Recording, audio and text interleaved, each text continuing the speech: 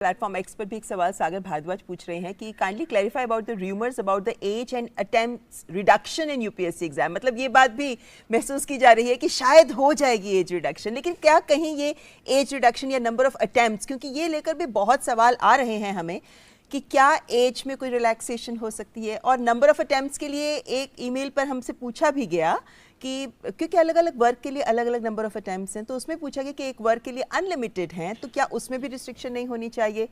Let's have a level playing field. तो सबसे पहले तो मैं कहूँगा कि एज और नंबर ऑफ अटेम्प्ट्स के बारे में बहुत सारे व्यूज़ आते हैं। कुछ कहते हैं इसको बढ़ाया जाना चाहिए, कुछ कहते हैं इसको घटाया जाना चाहिए। आज की स्थिति आपको मालूम है, जो जनरल कैंडिडेट्स हैं उनके लिए 32 इयर्स मैक्सिमम है। ये 2014 में बढ़ाई गई थी।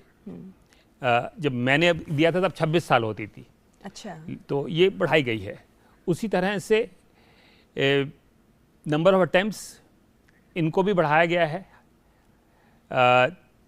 इस समय 6 अटेम्प्ट जनरल कैटेगरी के कैंडिडेट्स को मिलते हैं, पहले ज़माने में 3 अटेम्प्ट्स होते थे, तो ये बढ़ा दिए गए हैं सब। और ओबीसी के लिए आज एज की लिमिट 35 इयर्स है और अटेम्प्ट्स 9 हैं। और SC ST के लिए 37 साल तक की उम्र है और उनके लिए अनलिमिटेड अटेम्प्ट्स हैं।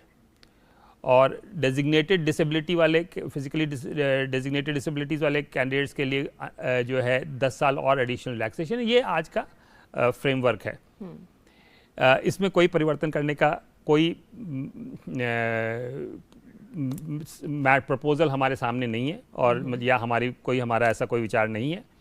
ये सब चीज़ें बहुत समय में धीरे जो करते करते एक स्टेबल सिचुएशन में पहुंची हैं। आज की सोशल सिचुएशन को देखते हुए लोग कुछ कहते हैं कम करें, कुछ कहते हैं ज़्यादा करें। ये लोगों के अपने इंडिविजुअल रिक्वायरमेंट के हिसाब से व्यूज़ आते रहेंगे, लेकिन एक बैलेंस्ड राउंडेड व्यू लेके इस सिचुएशन पे हम पहुँचे हैं और इसी पे हम लोग अभी चल रहे हैं। तो अभी एज लिमिट या नंबर ऑफ अटेम्प्ट्स में कोई प्रपोजल ऐसा अंडर कंसिडरेशन नहीं है, तो ऐसा कोई र्यूमर भी है तो उस पर विश्वास ना किया